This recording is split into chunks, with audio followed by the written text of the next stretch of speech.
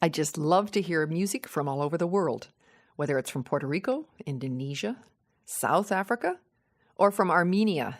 We're going to take a musical trip to the Middle East today on A Note to You.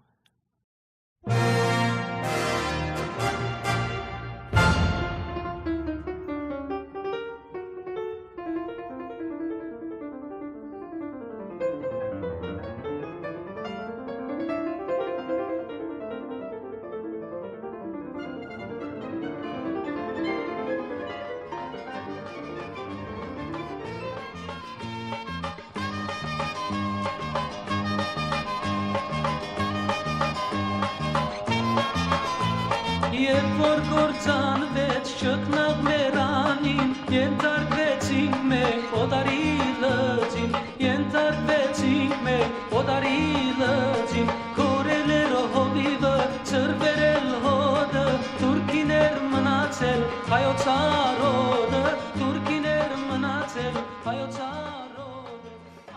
I'm Virginia Eskin. Leon Janikian is a professor in the music industry program at Northeastern University, and he runs the audio portion of Northeastern's media training studio. But his area of research is the music of the Armenian people.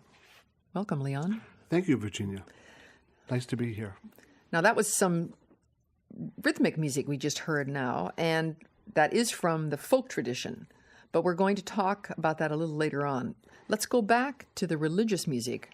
And I was amazed to learn from you that Christianity has really been the state religion in Armenia. Why was that? Well, in 301 A.D., the patron saint of the Armenians, Saint Gregory the Illuminator, converted the king of Armenia to Christianity, and from 301 till the present time, Armenia has been a Christian nation. Because the music sounds so exotic to our ears, we immediately think of Islam, maybe, or, the lower part of that huge continent. Mm-hmm. And what you're saying is that even though Armenia is up really near Russia and mm-hmm. Turkey, mm-hmm. it's northern. And Christianity was, and not Christianity yoked to the Pope. Correct. So the church was really founded by Saint Gregory, who is heir to the proselytizing of Thaddeus and Bartholomew, two of Christ's disciples. So in 301, the national religion of Armenia became Christianity. And it seems, from what you say, to have more or less stayed intact. Yes. It hasn't evolved the way a lot of religions maybe started out with one dogma and then they really change to suit all kinds of implodings of various civilizations. It's a very good point. The church has remained completely autonomous all throughout this 1700-year history. Amazing. And it really has, while not stagnant, it hasn't really changed its dogma. Well, it's nice. Yeah. Pure. Let's hear what some of this early music sounded like, because it's been passed down in the oral tradition. You've told us that there is no real record. Do we have any idea, Leon, of what this early music sounded like? Well, we could assume that the music, which was passed down as an oral tradition, while we don't have any written notation that we can read at this present time, one could assume that the music, as we hear it today, is sort of a codification of the history of liturgical music in the church. We don't have, as in Western music, composers who have written masses for the church. It has evolved from melodies which go back into history. And I liked what you said about it being secret. Sort mm-hmm. of like an Italian woman's sauce recipe. You're not going to get it out of her. It actually leads to an important issue in the tradition of the music and the liturgical music, and that is that for many, many years, for generations, until the beginning of the 19th century, the liturgical music was kept by a number of monks, and it was kept as a secret. The ability to read the notation, which is called chaz, mm-hmm. the neumes, was kept as a secret. And unfortunately, they were not. That tradition did not pass on.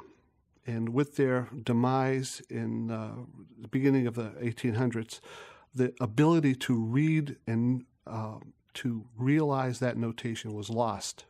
So in the 19th century, we have a whole series of attempts by different composers, different musicologists, to recapture that tradition. Well, we're going to hear two versions of the Lord's Prayer. Now tell us the first man. Well, I chose these two versions of the Haidmed, which is the Lord's Prayer in Armenian, one by Makad Ekmalyan, which is very commonly used, and the second by Gomidas Vartabed. And you'll hear that the two versions are different settings. The first version, Gomidas would criticize as being too European in its harmonization. And the second one is Gomidas's codification. And what's the year difference? Ekmelian About states? it's in the mid-19th century Ekmelians. And the Haidmed by Gomidas was probably first performed in 1908, but not published until 1933. Interesting. So there's like 50 years difference between Correct. the two. Correct. Well, let's hear them.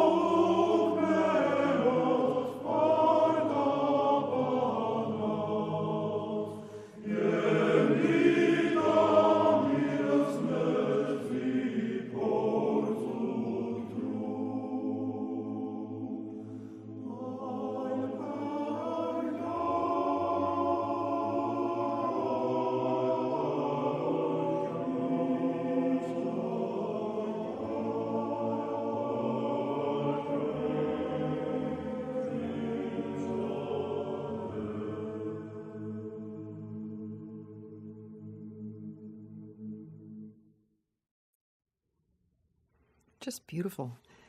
The first one of the Lord's Prayer was sung by the Armenian chorale ensemble of Sofia. That had women in it, I noticed. And the second one was just men. That was the Saint Guyane choir. That's true.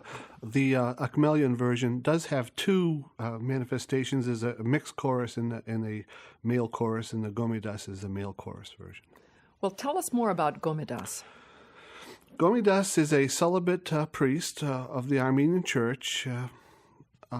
He was born in 1869, died in 1935, and he is widely revered as the savior of Armenian liturgical and folk music. Yeah, every culture has a poet, president, premier. Yes. Yeah. And he studied musicology, had a traditional musical education in Germany, and as a priest went to live in Holy Echmeds in the Holy See of the Armenian Church in Armenia, and worked to restore the Armenian liturgical music. It's wonderful. Yes. But you said it's sad. He eventually had to be exiled after all the revolutions. That's correct. They had to go live in Paris. That's right. He in 1915 was forced to leave. Forced to leave, and did live the remainder of his life in France, and with a very heavy heart. With a heavy heart and no further real creative work. Well, now tell me what this next piece means. It sounds like something good to drink. Surp is holy, holy. It's the Sanctus. And it's very interesting because this is the last of the liturgy that he completed, Gomidas completed himself. From this point on, the Gomidas liturgy is completed by his student Vartan Sargsyan. Well, let's listen to another liturgical moment. Well, let's listen to Surp, which is taken as a sanctus from a mass by Gomidas.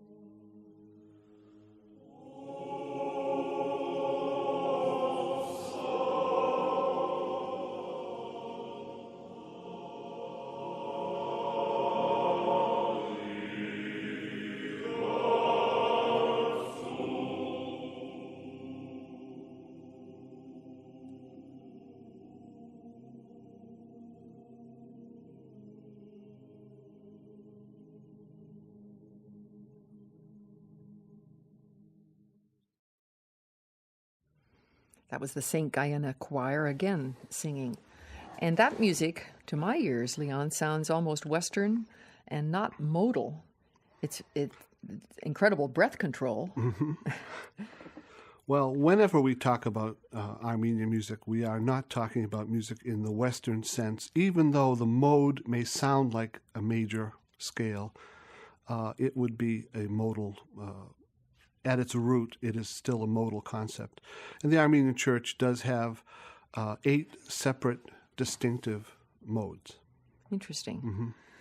And of course, I tell my students, modes really is like a mood, because the tone row or the mode that a piece is written in establishes the mood. Correct. And they can learn.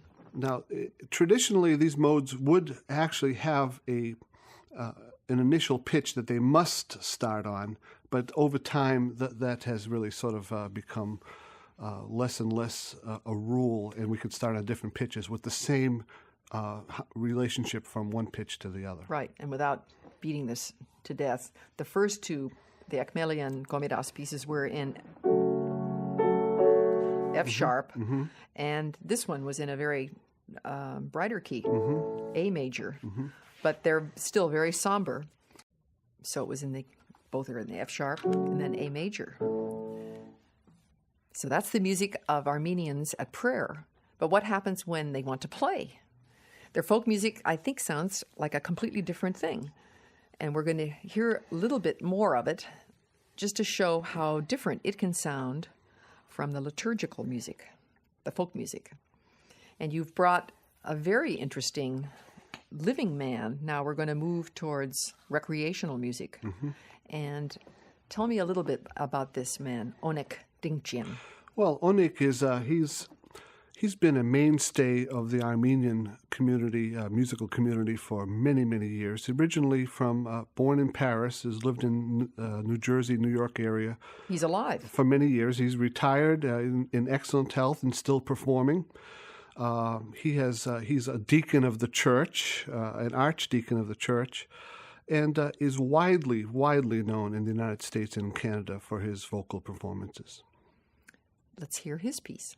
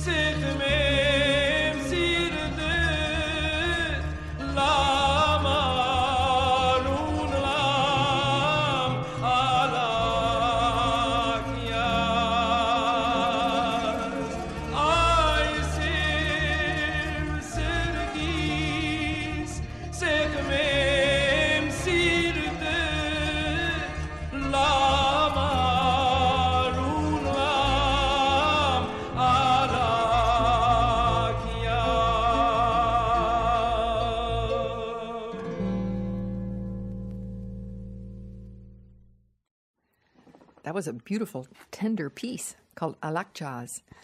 And I love this man's name. Tell us about him. Onik Dingchan, he's been a very important member of the Armenian music community for many more years than I'm sure he'd want me to mention. He sounds like a young man. He's retirement age right now, living in Florida, but for many years he's performed based out of the New Jersey, New York area, and still performs regularly throughout the country. And you said a deacon of the church? Yes, he's an archdeacon of the Armenian church, and it's a real treat to go into the church and hear him sing some of these charagans, the music of the church. I believe it, yeah. Yes. And it's interesting, isn't it, how somebody who's a singer, you have no idea of how old they are. Well, he's a retirement age, living in retirement in Florida now, but still very active, and this is not an old recording. He still is in wonderful voice. But like Placido Domingo or Pavarotti, they sound, in Yep. their 30s, like Ageless. they sound. Yeah, it's wonderful. Now, you've brought in some non-Western instruments here, which Yes. are very interesting. Let's describe the oud. It looks like a lute to me. Well, I would have to say that generally, when we talk about the oud, we do talk about it as the predecessor of the lute. It was probably brought into the Iberian Peninsula by the Moors. Down near Spain. Correct, and evolved into what we know of as the lute. This instrument it physically looks a lot like the lute, but it has a fretless neck. The neck is a little shorter. It looks like a half a gourd. It does.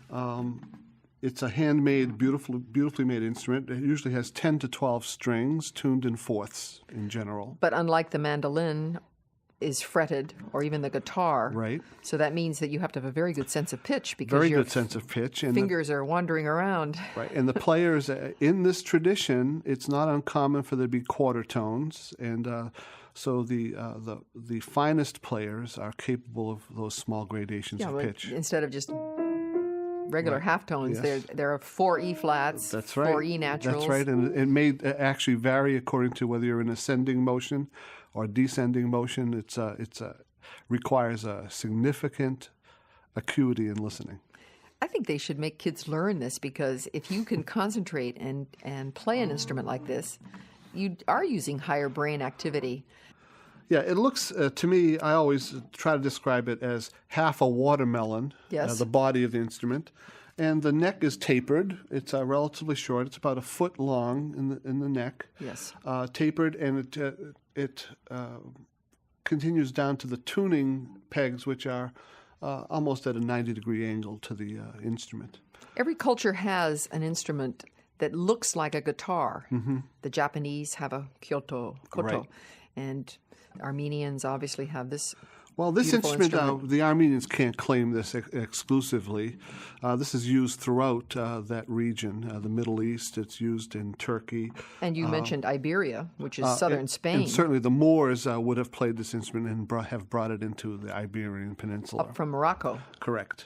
Interesting. And then it has 3 escape holes for the sound, and Right. those look like stained glass windows Yeah, they from they Notre are. Dame. They are. The rosettes are hand carved, often from originally from Ivory? ivory, but now ivory is not really allowed, so it's often hardwood. And the strings are 12 strings tuned in fourths. Complicated. And then Yeah. this other, can you play some of the notes? Well, I can just play the open strings just so you can hear them.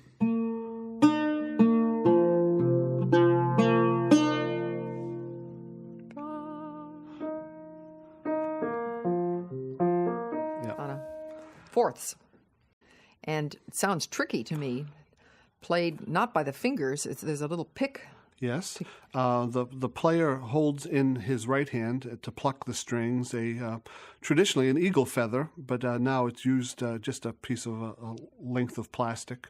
Not the feathery part of the eagle. Correct. The quill. Tip. The quill tip, right. Now, this little cunning thing you've got on your knee, that's a dumbek. Dumbek, and here again, this is an instrument the Armenians have used widely in the United States and throughout the world. As the primary rhythm instrument. Sometimes it's used in conjunction with the tambourine to play the rhythm. I'll just play a little. Oops. That's the dum. Dum and bek.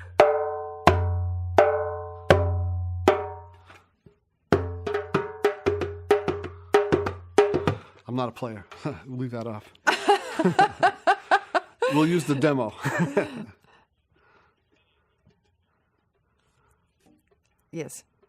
Now here's another little thing that Leon has prepared for us on the dumbek.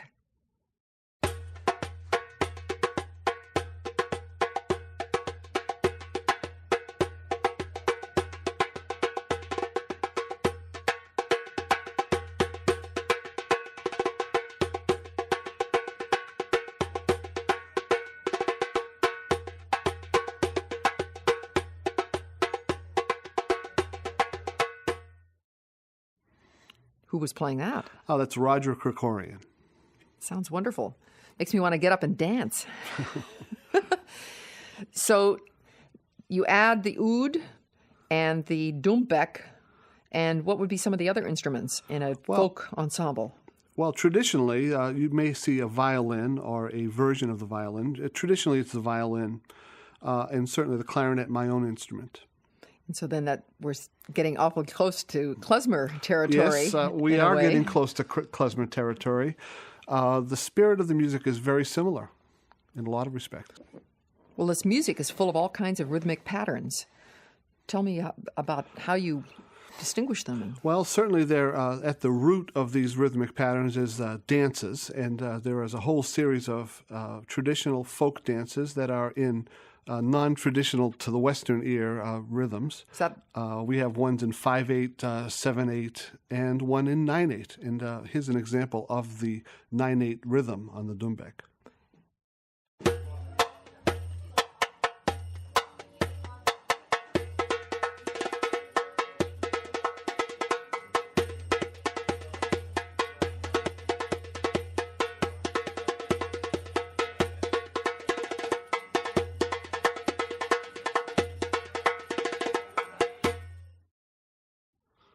Ooh, this is getting harder and harder. Now tell me about this song. Well, this song that you're going to hear is John Barbarian's rendition of a very well-known dance called the Tamzara in the 9/8 rhythm.